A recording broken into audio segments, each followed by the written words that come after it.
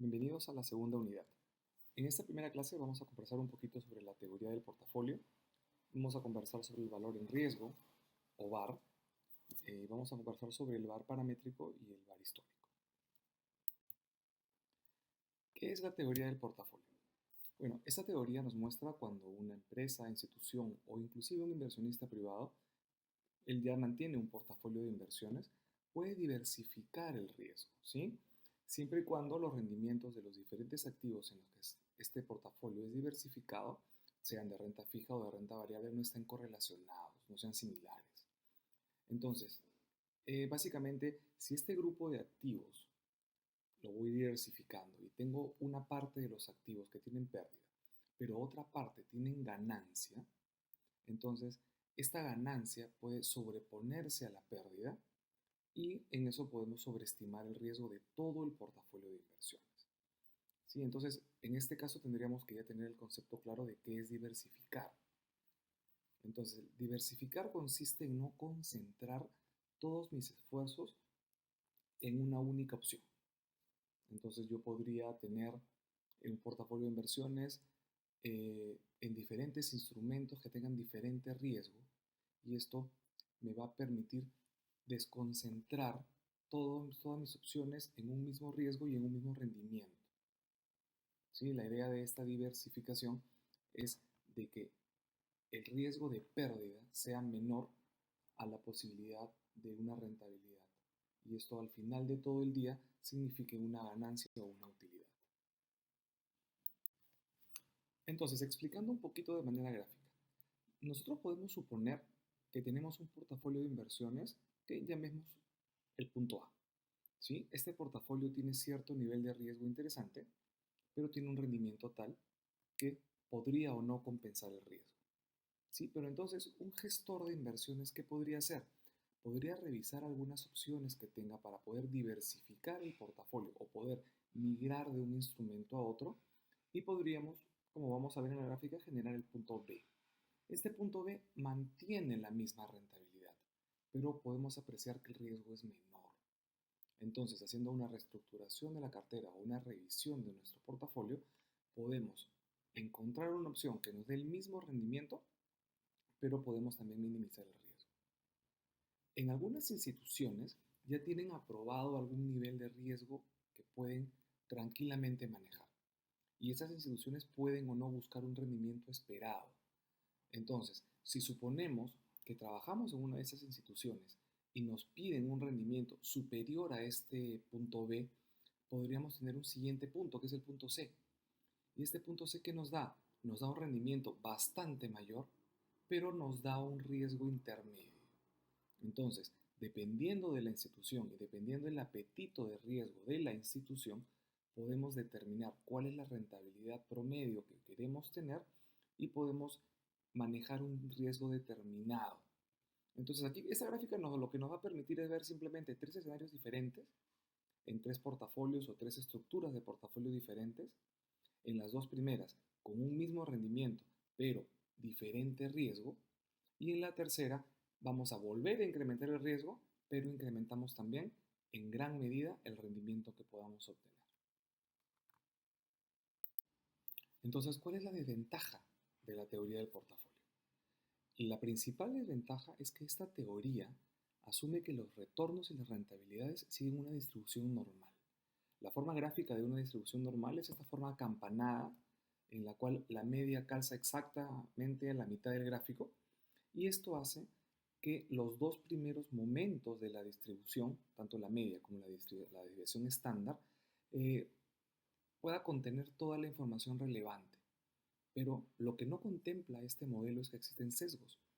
Por ejemplo, en la gráfica podemos ver dos distribuciones asimétricas, una sesgada hacia la izquierda y la otra sesgada hacia la derecha. Entonces, una hacia las ganancias y una hacia las pérdidas. Y si usamos una desviación o una medida simétrica como la varianza, por ejemplo, vamos a obtener el mismo nivel de riesgo. Pero utilizando medidas asimétricas, como en este caso, los resultados que mostrarían serían diferentes, con lo cual una u otra podría ser mucho más riesgosa. Entonces, podemos presentar el valor en riesgo, o VAR. ¿Sí? El VAR es un método para medir o para calcular el riesgo. O sea, de manera formal y estricta, el VAR mide la peor pérdida que se pueda obtener sobre un intervalo de tiempo, ¿sí? El VAR otorga a los usuarios o a las personas que lo utilicen la sumatoria de todos los riesgos. Entonces, ¿qué podemos entender como VAR? El VAR puede entenderse de diferentes maneras, y cada una de las cuales podría constituir una definición por sí misma. Podría definirse como la cuantía máxima de dinero que puede perderse para un nivel específico o un grado de confianza en un tiempo determinado. Podría entenderse también como el procedimiento numérico, estadístico o matemático que va a generar un valor de riesgo en un momento determinado. Podría ser también una metodología o un conjunto de procedimientos que nos va a permitir estimar cuál es el valor de riesgo económico o monetario. Y también podría entenderse como una técnica de gestión de riesgo que nos va a conllevar a una reestructuración de la entidad y la posición que podamos tener en función al rendimiento del riesgo que sea medido básicamente en términos monetarios. Este concepto de valor en riesgo sí, data del año 1994, cuando JP Morgan lo utilizó para poder medir la cantidad máxima que podía perder una cartera en un tiempo determinado por movimientos adversos de precios de mercado, ¿sí? Con una probabilidad dada y con un horizonte de tiempo determinado. Básicamente la probabilidad se determina en base a elegir un intervalo de confianza sobre una serie de retornos. En un caso de una elección simétrica, normalmente varía aproximadamente en un 95%, ¿sí? Entonces, la diferencia que vamos a encontrar normalmente son 5% por lado.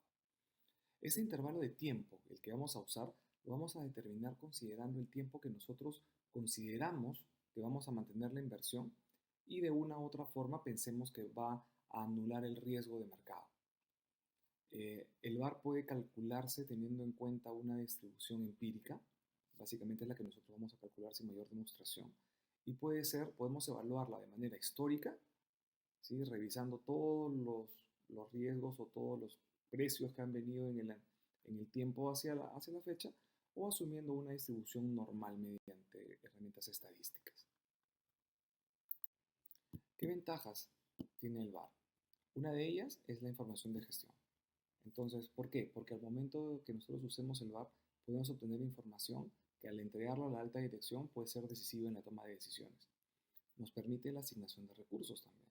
En base a las decisiones que puedan tomarse al utilizar el VAR, nos permitiría asignar recursos hacia una opción o hacia otra.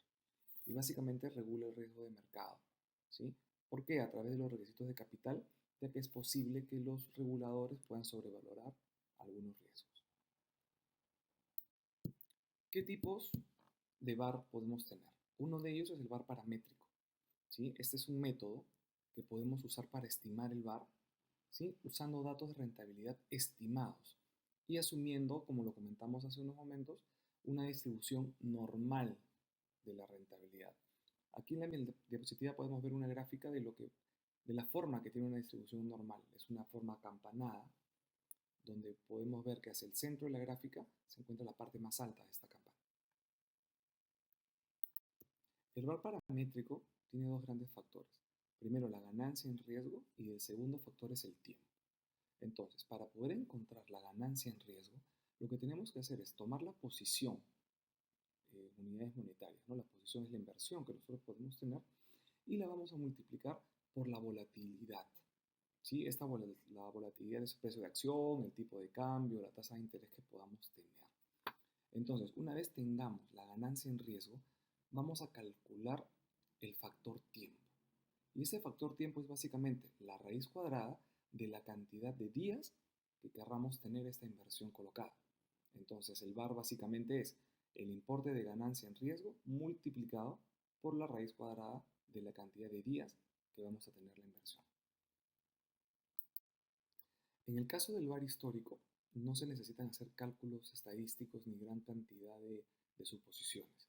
Lo que se va a tomar es el valor actual del portafolio, ¿sí? Y se va a revalorizar en función a los precios reales que existan de esos activos ayer, el día anterior, el día anterior, el día anterior y así una cantidad muy grande de días hacia atrás, ¿sí?